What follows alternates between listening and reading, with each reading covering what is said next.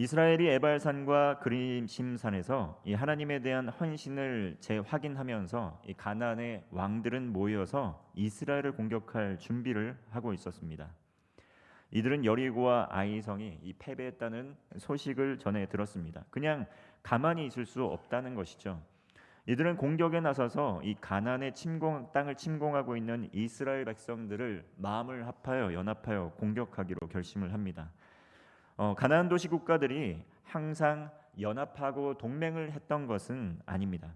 그런데 공동의 목적을 이루기 위해서 때로는 또 생각이 다르지만 힘을 합칠 때가 있습니다. 이 신약을 보면 이 바리새인과 사두개인들도 이 서로 사이가 좋지 않았습니다.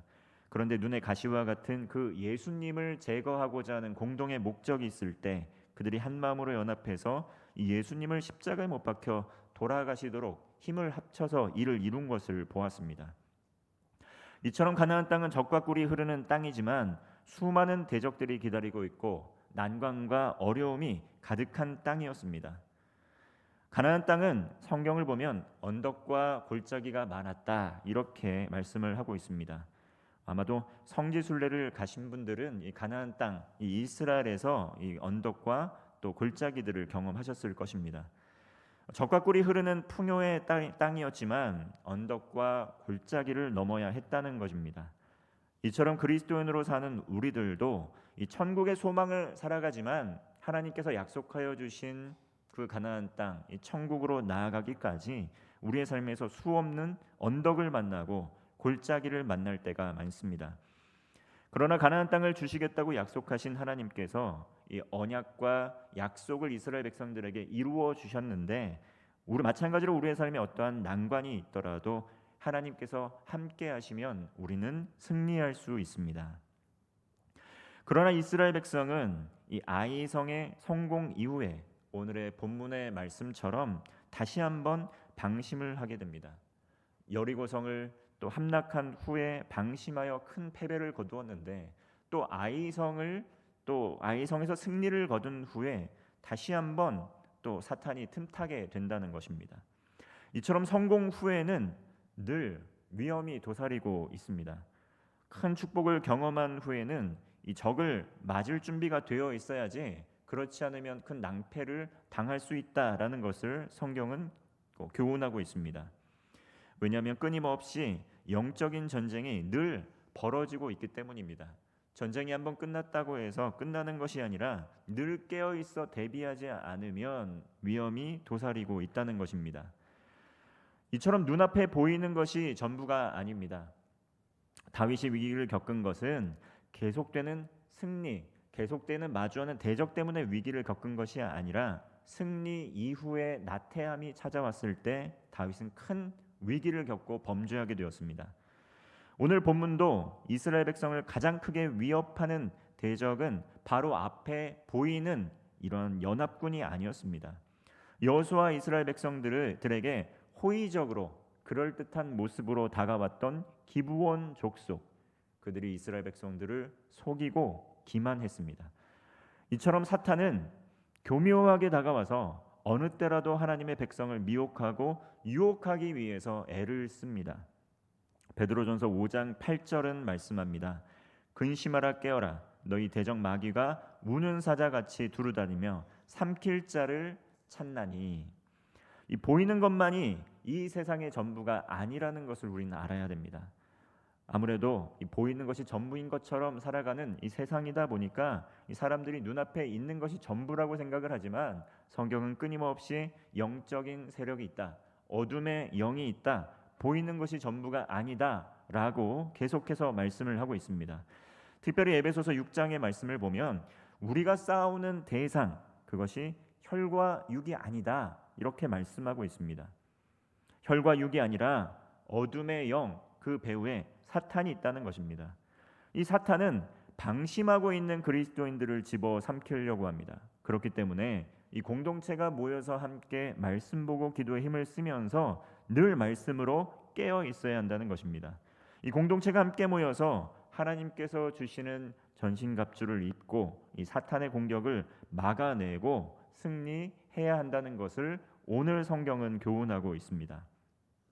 기브온 주민들은 여호수아가 여리고와 아이에서 행한 일을 듣고 꾀를 냅니다. 4절과 5절의 말씀입니다. 꾀를 내어 사신의 모양을 꾸미되 헤어진 전대와 헤어지고 찢어져서 기운 가죽 포도주 부대를 나귀에 싣고 그 발에는 낡아서 기운 신을 신고 낡은 옷을 입고 다 마르고 곰팡이가 난 떡을 준비하고, 이 기브온은 이스라엘 백성들과 싸워서 정면으로 싸워서 이길 힘은 없습니다.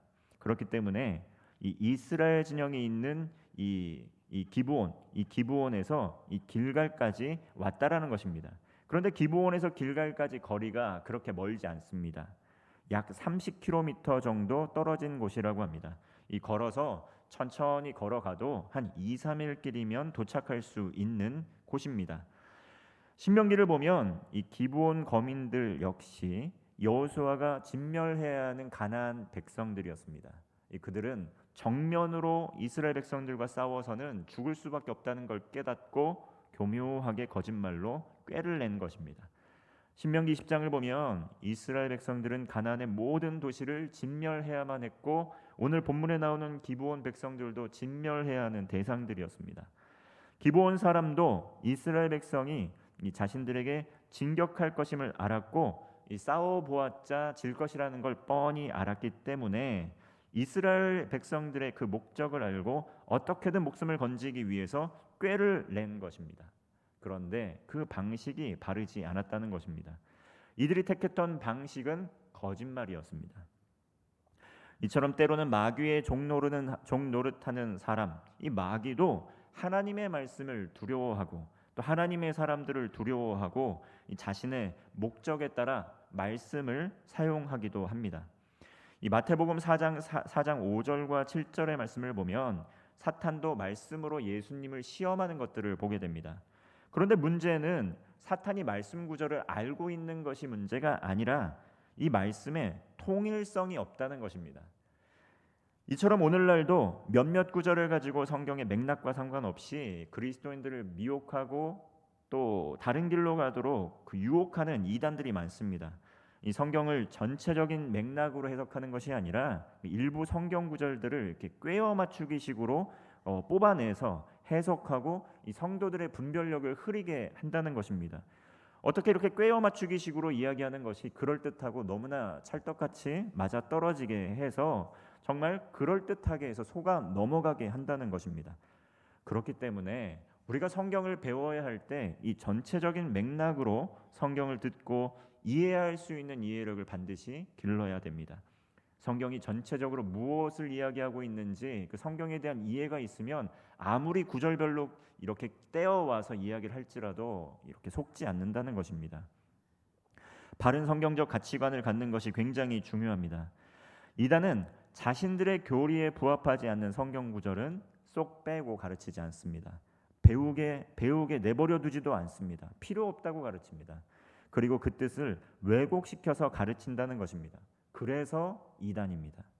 이 마찬가지로 기브온인들 역시 화친을 맺기 위해서 사절단처럼 거짓 모양으로 꾸미고 다가옵니다. 옷도, 음식도, 장비도, 그리고 먼 도시에서 왔다고 하면서 힘든 여행을 온 것처럼 꾸밉니다. 거짓말하는 것이죠. 그 마음의 의도는 진실을 함이 없습니다. 굉장히 교묘하고 치밀합니다. 이처럼 사탄은 정말 그럴듯하게 잘 속이는 영적인 존재입니다. 그래서 성경은 이야기합니다. 때로는 사탄이 빛의 천사로 가장하고 나올 때가 있다. 고린도후서 11장 14절의 말씀입니다. 이것은 이상한 일이 아니다. 사탄도 자기를 광명의 천사로 가장한다. 이렇게 말씀하고 있는 것입니다. 사탄도 세상에서 길 잃은 성도들의 눈을 멀게 합니다. 특별히 말씀을 잘 알지 못한다고 한다면 정말 기가 막힌 대상 아니겠습니까? 몇몇 구절들을 가지고 와서 미혹하고 하나님의 말씀을 떠나서 잘못된 곳으로 가도록 인도한다는 것입니다. 차라리 눈앞에 사자가 으르렁거리면 도망가기가 쉽습니다. 요즘에 포교 전략 있지 않습니까? 아예 대놓고 이단 종파들도 대놓고 자기의 이름을 대놓고 이렇게 다가옵니다. 그런데 차라리 그렇게 이름을 대놓고 오면 피해 가야 되겠다. 너무 쉽습니다. 그런데 이 뱀처럼 살며시 다가오면 대비하기가 어렵습니다. 방어하기가 어렵습니다. 기브온 사람들은 이처럼 대놓고 온 것이 아니라 뱀처럼 살며시 치밀하게 다가와서 거짓말을 하고 있는 것입니다. 6절의 말씀입니다.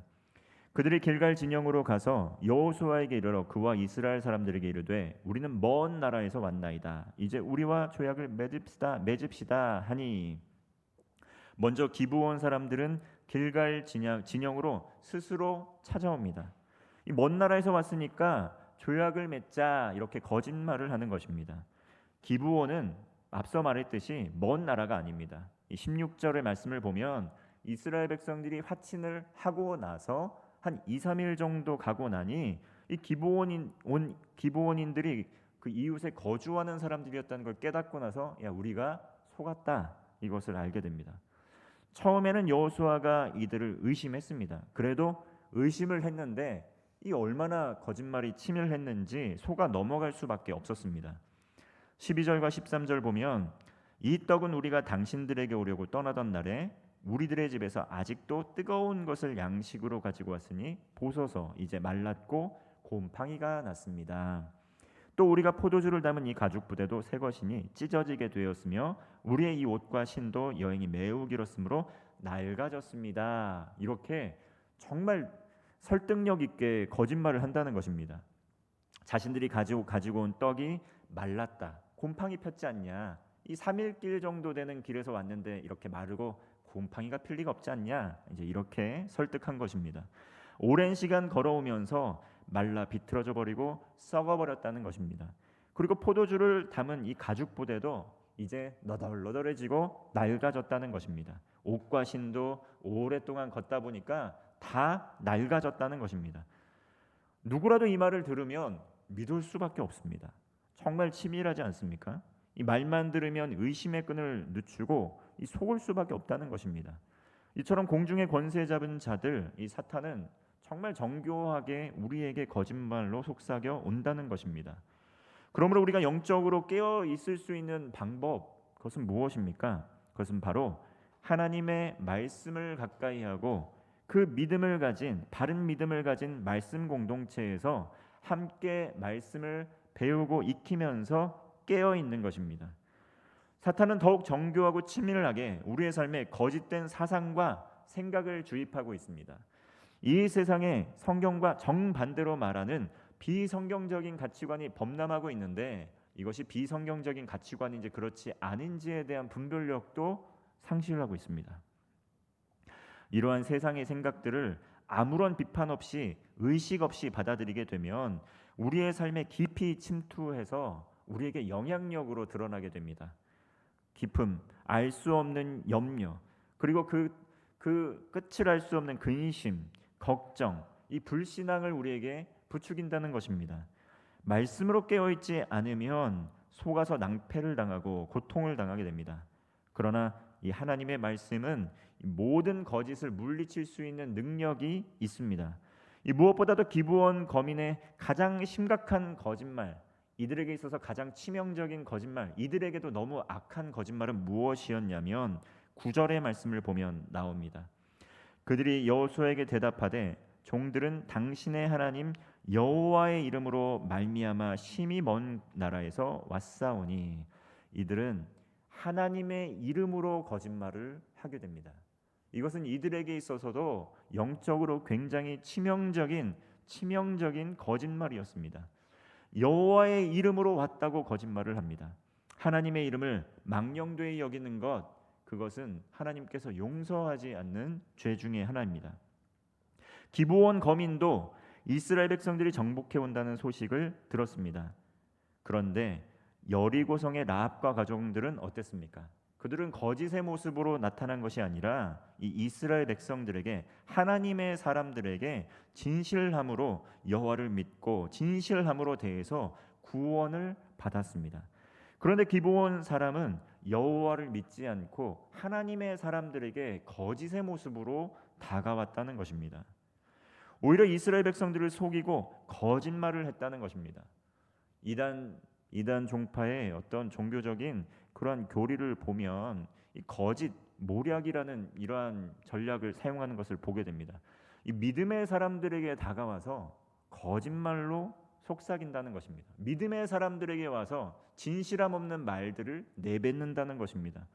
이것이 과연 옳은 것이냐? 성경을 보면 우리는 알 수 있다는 것입니다. 여호와의 이름으로 속삭인다는 것입니다. 아주 큰 범죄라는 것입니다.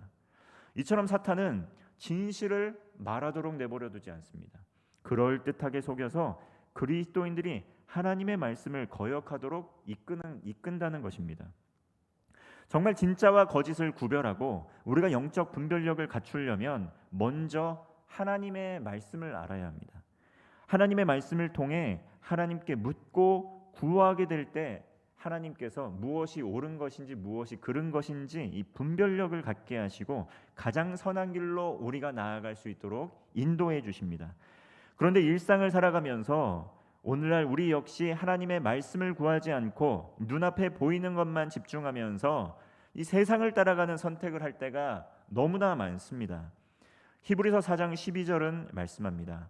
하나님의 말씀은 살아있고 활력이 있어 좌우의 날선 어떤 검보다도 예리하여 홍과 영과 및 관절과 골수를 찔러 쪼개기까지 하며 또 마음의 생각과 뜻을 판단한다.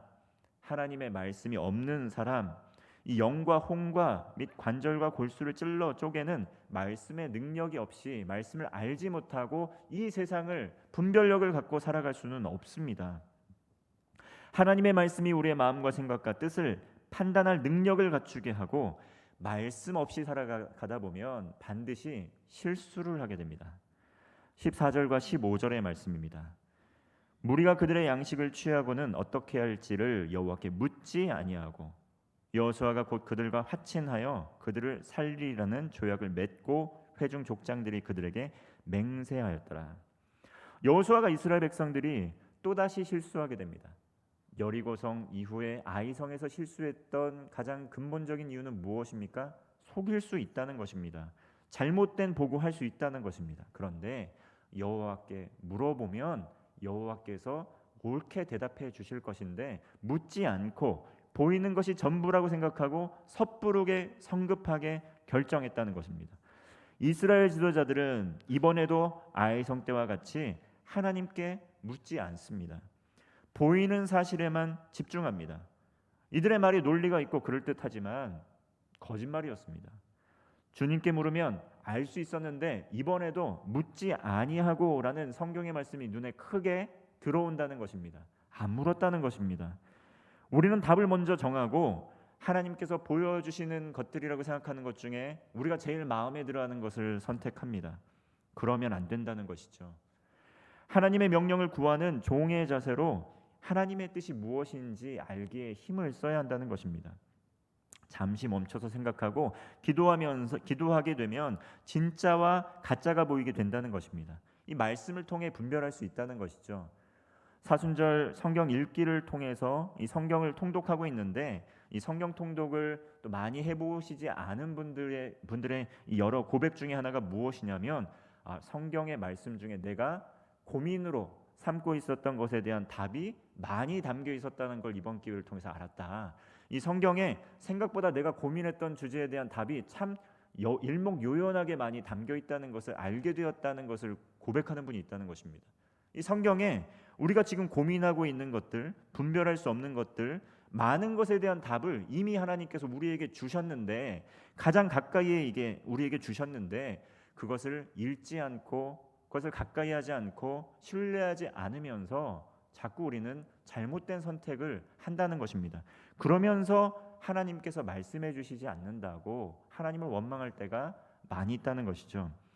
출애굽기 34장 12절의 말씀은 이야기합니다. 너는 스스로 삼가 내가 들어가는 땅의 주민과 언약을 세우지 말라. 그것이 너희에게 올무가 될까 하노라. 이 기브온 주민들이 아무리 그럴듯한 모습으로 다가왔을지라도 스스로 삼가서 네가 들어가는 땅의 주민과 언약하지 말라고 이미 말씀해 주셨습니다. 하지 말라고 이미 말씀해 주셨는데 그럴듯해 보인다고 화친해 버린 것입니다. 이 말씀으로 깨어있지 않을 때 하지 말아야 될 선택들 우리가 간과하고 할 때가 많다는 것입니다. 말씀을 가까이 하면서 깨어 있었더라면, 그 말씀이 가슴에 있었더라면 실수하지 않을 수 있었습니다. 그런데 여호수아 이스라엘 백성들 말씀을 잊어버리게 되고 적과 화친을 맺게 됩니다. 말씀을 가까이 하지 않으면 누구에게나 일어나는 일들입니다. 우리가 매일의 영적인 말씀을 조금씩이라도 읽고 읽고 묵상하고 그렇게 해야지 이 말씀이 가슴에서 살아 움직이지, 그렇지 않으면 우리는 쉽게 잊어버리게 됩니다. 이 맹세는 여호와의 이름으로 맺은 것이기 때문에 돌이킬 수가 없습니다. 이제 이스라엘 백성들은 기브온 백성들과 화친을 맺었고 그것이 여호와의 이름으로 맺은 것이기 때문에 이거 돌이킬 수 없게 돼 버렸습니다. 이 마찬가지로 오늘날 하나님의 백성들 역시 깨어 있어야 됩니다. 이 말씀을 통해 깨어 있게 힘을 써야 합니다. 우리가 선택하는 선택, 결정, 이거 하나님께서 우리에게 책임을 맡겨주신 것입니다. 주님의 마음을 구하지 않고 적을 믿고 적과 화친하게 되면 어려움에 처할 수 있다는 것입니다. 이 오늘날 이 결혼에 대해서 우리는 좀 잘 생각해 보아야 합니다. 이 그리스도인의 믿음의 가정을 이루는 것을 위해서 이 아주 오랜 시간 사실 마음으로 기도하는 것이 필요합니다. 이 부모님들도 기도해야 되고 자녀들도 기도를 해야 됩니다.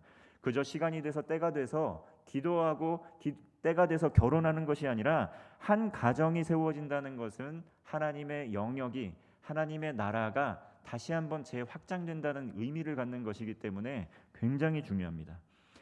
그러므로 그리스도인들의 믿음의 가정을 이루는 것을 위해서 우리는 절실하게 간절하게 기도해야 됩니다. 한 가정을 이루고 다음 세대를 믿음으로 세워가는데 많은 기도와 헌신, 때로는 포기할 줄 아는 지혜가 필요합니다. 설득력 있고 아무리 그럴듯하더라도 뒤늦게 화친을 맺고 후회해보았자 뒤늦은 후회일 뿐입니다. 가정을 이루는 일은, 가정을 이루는 것에 대한 1순위 조건이 무엇입니까? 이 무엇보다도 믿음의 가정을 이루기에 힘을 써야 합니다. 이것은 성경을 읽어보면 누구도 부인할 수 없는 사실입니다. 혹 그렇게 하지 못했을지라도 이 복음을 전하면서 믿음의 가정을 이루기에 힘을 쓰는 노력을 기울여야 합니다. 이스라엘 백성들은 뒤늦게 자신들이 속았다는 것을 알게 됩니다. 하지만 이미 화친을 맺었는데 어떻게 하겠습니까? 이미 여호와의 이름으로 맹세했기 때문에 어떻게 하겠습니까? 맹세했다가 너희들이 속인 것이니까 죽여버리겠다, 이렇게 할 수가 없다는 것입니다. 비록 이스라엘 백성들이 속아서 이 기브온 거민들과 언약을 맺었지만 여호와 앞에서 맹세한 것이기 때문에 이것을 하나님의 사람들이 다시 위반할 수는 없었습니다. 다시 한번 여호와 이름을 망령되이 여길 수 없었다는 것입니다. 이스라엘 백성들은 적과 언약을 맺습니다. 이 잘못된 선택입니다. 이거 분명히 실수한 것입니다. 이와 같이 때로는 뛰어난 하나님의 사람들도 잘못된 선택을 할 때가 있습니다. 그러나 잘못된 선택을 했다고 해서 이것이 끝은 아닙니다. 여호수아 백성들, 이 중요한 교훈을 우리에게 가르쳐 주는데 인간은 누구나 실수할 수 있다는 것입니다. 여호수아도 실수했습니다. 위대한 영적인 지도자 모세도 실수를 했습니다. 그리고 다윗도 실수를 했습니다. 다시 말하면 우리도 늘 실수할 수 있다는 것입니다. 누구나 살아가면서 실수할 수 있다는 것입니다. 그런데 그 실수 자체보다도 중요한 것은 무엇이냐면 실수를 한 다음에 어떻게 하는지가 더 중요하다는 것입니다. 실수를 했다면 그것을 겸손한 마음으로 인정을 하고 바로잡을 수 있는 기회로 삼아야 한다는 것입니다. 비록 이스라엘 백성들이 실수해서 화친을 맺었지만 여호와의 이름으로 내가 화친을 했기 때문에, 여호와의 이름으로 언약을 맺었기 때문에 다시 그 언약을 돌이키진 않겠다, 감수하겠다, 우리 잘못했는데 감수하겠다, 이렇게 용단을 내립니다. 이스라엘 백성들은 기브온 사람들에게 그리고 성막을 위해서 물과 연료를 운반하는 일, 장작을 패는 일, 이런 것들을 시킵니다. 비록 속아서 하나님의 언약을 또 어기고 화친을 맺었지만 기브온 거민들은 후에 이 성전을 섬기는 종으로서 일하게 됩니다. 이스라엘 백성들이 실수를 했지만 은혜를, 또 하나님의 언약을 어기지 않고 그래도 하나님께 마음을 돌이키고 이들을 거두어 들임으로 인해서 이 성전을 섬기는 종으로 일하게 된다는 것입니다. 하나님께서는 실수할 때에도 마음을 돌이키고 회개하는 여호수아와 이스라엘 백성들의 실수를 바로잡아 주십니다. 그리고 그 다음에 한 번에 이 5왕을 상대로, 이 가나안 왕들을 상대로 대승을 할 수 있도록, 승리를 거둘 수 있도록 은혜를 주십니다. 성경을 보면 기브온 거민들이 유대인들에게 어떤 해로운 일을 했다는 기록은 없습니다. 그러나 비록 이들이 거짓말을 하면서 하나님께 나왔지만 성경을 보면 그들도 후에 성막에서, 성전에서 예배드리면서 이 우상을 버리고 하나님을 경배하는 삶을 살았다, 이렇게 성경엔 나와 있습니다. 삶을 살아가는 동안 이처럼 우리는 영적 분별력을 갖기에 힘을 써야 합니다. 언제 더 그래야 되냐면 큰 성공을 한 이후에 더욱더 그래야 된다는 것입니다. 신앙생활 열심히 하다가 우리의 모든 기도 제목이 응답되었다고 방심하게 될 때 하나님을 떠나가게 되는 경우가 많습니다. 그러면서 하나님의 말씀이 희미해지게 되고 여러 가지 어려움이 다시 삶에 찾아오는 것들 경험하게 됩니다. 마귀가 틈타지 않도록 깨어 있어야 됩니다.